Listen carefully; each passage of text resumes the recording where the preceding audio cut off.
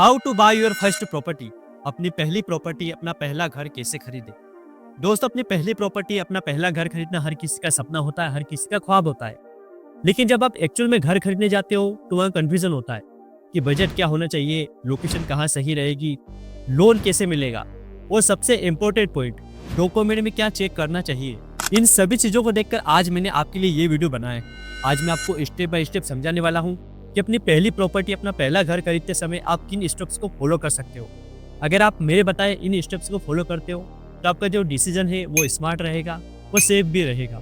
तो चलिए दोस्तों, बिना टाइम वेस्ट के वीडियो शुरू करते हैं। और सबसे पहले हम बात करते हैं स्टेप नंबर 1 की, बजट एंड प्लानिंग। सबसे पहले आपको अपना बजट डिसाइड करना काफ़ी ज़रूरी है।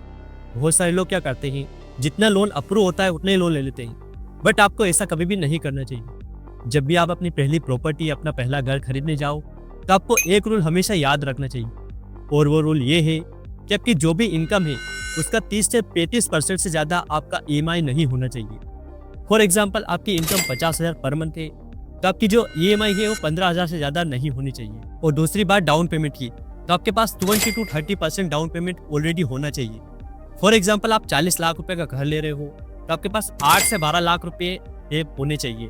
और शायद इसीलिए बहुत सारे लोग अपनी पहली प्रॉपर्टी, अपना पहला घर खरीदने के लिए 2 से 3 साल पहले ही सेविंग्स करना स्टार्ट कर देते हैं और SIP में इन्वेस्ट करना स्टार्ट कर देते हैं, ताकि समय आने पर उनका जो डाउन पेमेंट है वो रेडी रहे। And step number 2, loan eligibility and CIBIL score. दोस्तों, प्रॉपर्टी लेने के लिए ज़्यादातर लोग होम लोन का यूज़ करते हैं, और बैंक होम लोन देने से पहले आपका क्रेडिट स्कोर चेक करती है। अगर आपका क्रेडिट स्कोर 750 प्लस है तो ये काफ़ी अच्छा माना जाता है, और ऐसी सिचुएशन में आपको लोन मिलना थोड़ा आसान हो जाता है। लेकिन अगर आपका सिविल स्कोर 750 नहीं है या कम है, ऐसे में बैंक औरों के कंपैरिजन में आपसे इंटरेस्ट ज़्यादा लेता है, और ऐसी सिचुएशन में आपका लोन रिजेक्ट भी हो सकता है। सिविल स्कोर इंक्रीज करने के कुछ आसान तरीके हैं जिनका यूज़ करके आप अपना सिविल स्कोर बढ़ा सकते हो। जैसे क्रेडिट कार्ड का बिल टाइमली रिपेमेंट करो, अननेसेसरीज लोन से बचना चाहिए, आपके जो करंट में लोन चल रहे हैं उनको टाइम टू टाइम रिपेमेंट करो, इससे आपका सिविल स्कोर बढ़ सकता है। And step number 3, select location. दोस्तों, प्रॉपर्टी की असली वैल्यू लोकेशन डिसाइड करती है।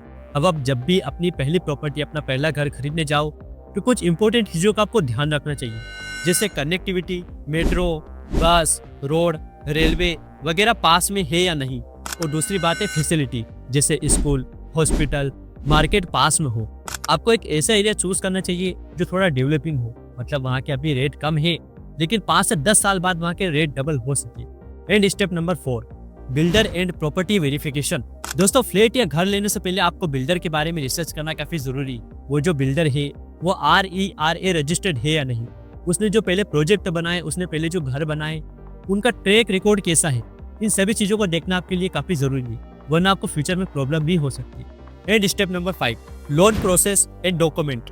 दोस्तों, लोन लेने के लिए आपको बेसिक डॉक्यूमेंट चाहिए होते हैं, जैसे Aadhaar card, PAN card, address proof, salary slip, RTR and last 6 month bank statement, और प्रॉपर्टी के कुछ इंपॉर्टेंट डॉक्यूमेंट्स।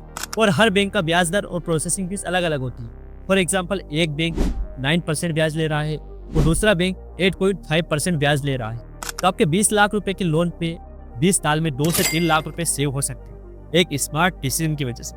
सो एक जगह ट्राई मत करो, 2-3 जगह ट्राई करो, और जहाँ आपको ब्याज कम लगे वहाँ से आपको लोन लेना चाहिए।